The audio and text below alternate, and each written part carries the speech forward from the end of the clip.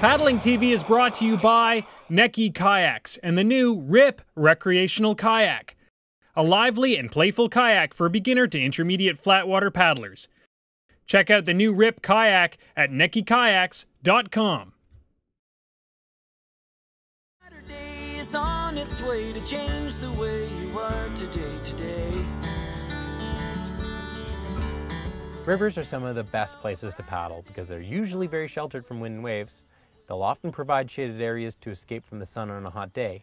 They're usually very accessible, and sometimes they even offer a little current to help push you downstream. Although current can be a welcomed addition to a trip, it does present some new hazards, which are usually very avoidable, but you have to understand them.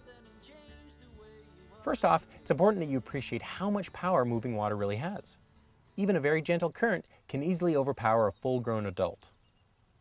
So if you plan to paddle a section of river, you can't afford to be surprised if the river suddenly turns into rapids or if it constricts and the current picks up. Before you hit the water, make sure you know exactly what you're getting into.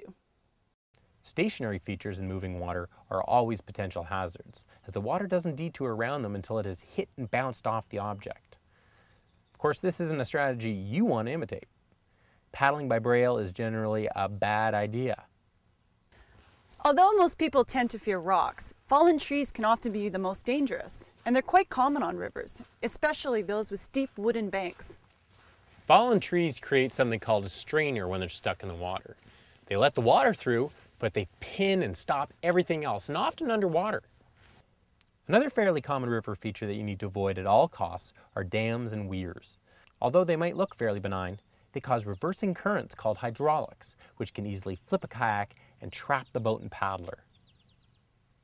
A last hazard to be aware of comes into play when you're swimming in current. Although there's nothing wrong with taking a swim in gentle current, it is important that you understand the danger of the foot entrapment.